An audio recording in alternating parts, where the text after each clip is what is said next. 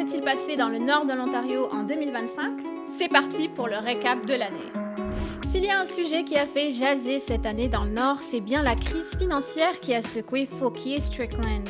La petite municipalité de moins de 600 habitants a fait les manchettes cet été à l'échelle nationale après avoir annoncé la suspension prochaine de ses activités et le licenciement de tous ses employés en raison d'une dette de plus de 5,5 millions de dollars accumulée sur plus d'une décennie.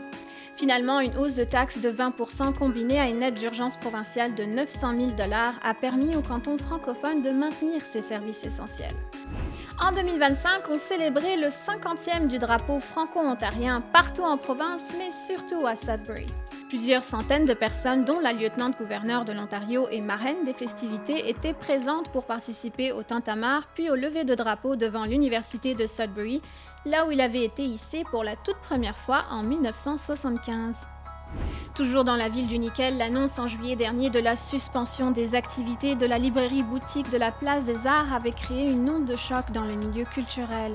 L'organisme avait justifié sa décision par des défis structurels et un modèle économique jugé difficilement viable en contexte minoritaire, tout en précisant qu'il souhaitait repenser la présence du livre au sein de l'établissement. Un peu plus tard, en septembre, on apprenait qu'un projet de librairie francophone se préparait du côté de Hearst dans les locaux des médias de l'Épinette Noire, suivi par une ouverture au mois de décembre. Toujours en automne, la dernière usine de pâte et papier du Nord-Est avait annoncé la mise à l'arrêt de son usine à Kapuskasing, invoquant un manque de soutien financier pour maintenir ses opérations. Quelques semaines plus tard et après une large mobilisation de la communauté, Cap-Paper a pu reprendre ses activités grâce à un financement conjoint des gouvernements fédéral et ontarien d'un total de 29 millions de dollars, permettant de sauver environ 300 emplois directs et jusqu'à 2500 emplois indirects dans la région.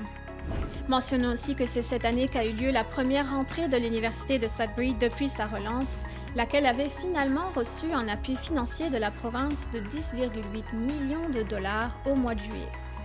Voilà pour en savoir plus et comme toujours, rendez-vous sur le site onfr.org pour lire les articles complets.